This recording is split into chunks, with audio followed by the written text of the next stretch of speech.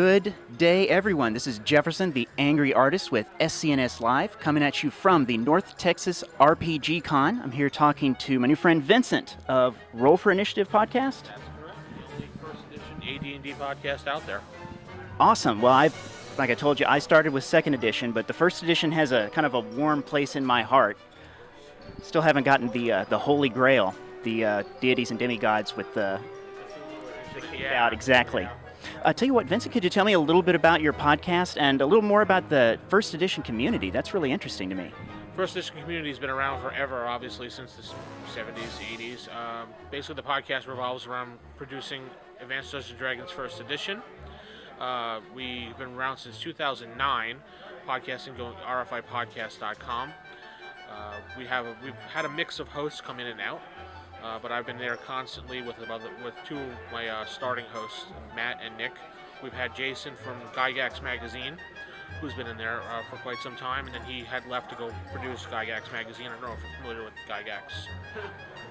I have a question. Now, of course, there's a ton of first edition content still out there. I frequent dndclassics.com looking for old favorites that you can't get anywhere else nowadays. Are people producing a lot of new content as well? Absolutely. There is tons of new content coming out. If you can look to my left over here, Pace Center Games, for example, has tons of first edition, old school, even second edition material. We have Osric over there towards my right, towards the other part of the room. They are a cloned edition of first edition rules. They basically took and cleared up about a lot of the house rules that they put in the game. And so if you had a question about first edition, for example, you read a rule in the book and it was confusing, they cleared it up for you. Kind of like Unearthed Arcana as it should have been. Yeah. Yeah. Now that's really news to me because, of course, I guess the old rule sets never die then? Never die. As long as people playing it and you have an imagination, that's all you need. Awesome. Well, Vincent, it's been great talking to you. I look forward to checking out your podcast. Absolutely. rfipodcast.com. Thanks a lot.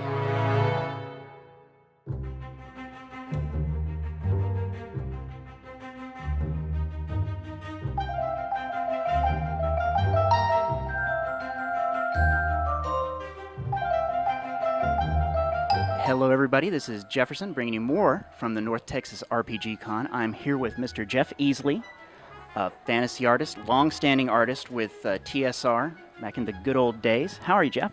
Very good, thanks. Thanks. Now, Jeff, could you tell us a little bit about how you got started in fantasy art and with TSR in particular?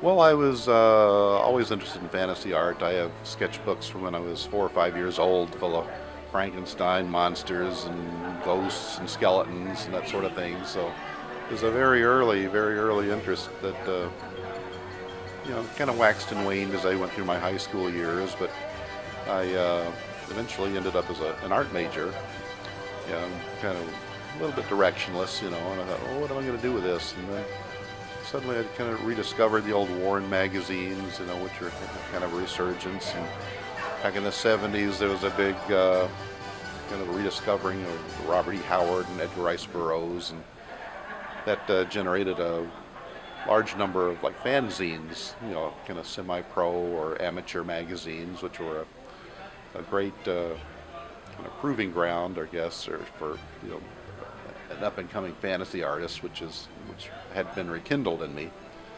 So about midway through college, I started doing a lot of fanzine work and so forth, and I was a big Frank Frazetta fan, as was everybody else, and those books came out and they were very inspirational to me, and it was a really good time it was kind of a rebirth of interest in fantasy art, I think, kind of a renaissance, I suppose, and a lot of people started doing that sort of thing, so there's a lot more work to see and a lot of really great paperback work being done and people coming up, and that is kind of my timeline. Now, how did you get started with TSR?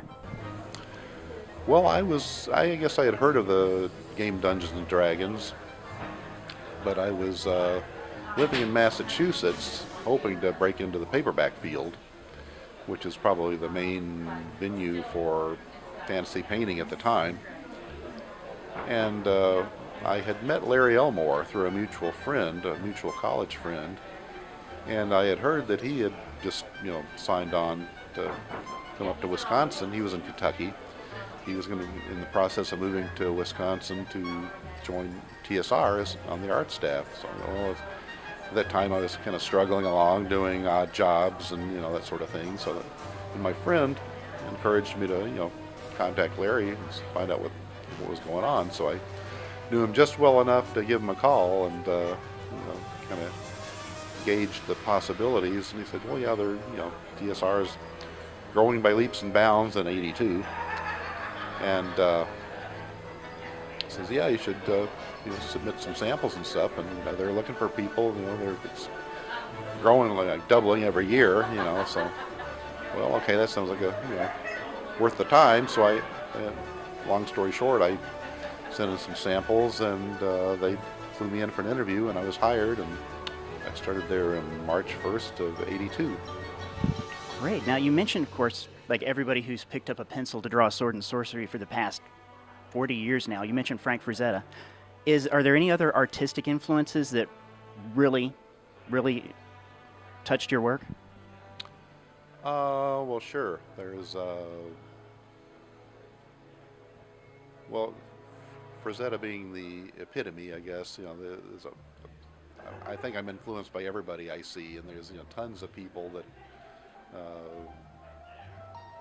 especially nowadays, that just do incredible work. I go to a LuxCon every year, and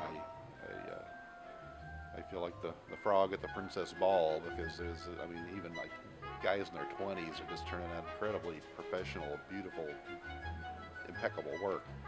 So I find inspiration. Even like Boris is there. He's been around forever. He's another icon, of course. And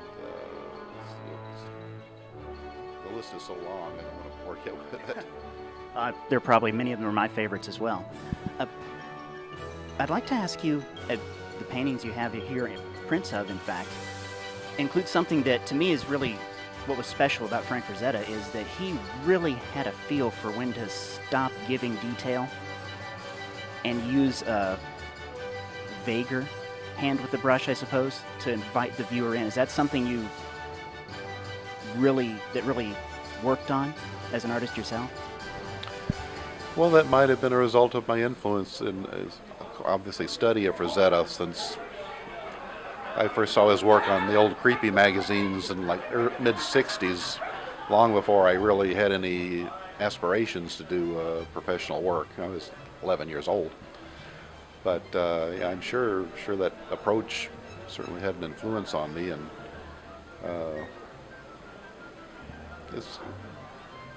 there are many different approaches. I see people who do very laboriously, detailed backgrounds. That works also too. But and I think in cases where you're wanting to focus the action, especially in a heavy-duty action scene where you're really having a lot of tension, I think in order to focus on the action and so forth, I think to kind of tone down the background a little bit is a good idea. I'll have to remember that. Well, it's been great talking to you. I really appreciate your time, and it's been a real pleasure to meet you. Thank you.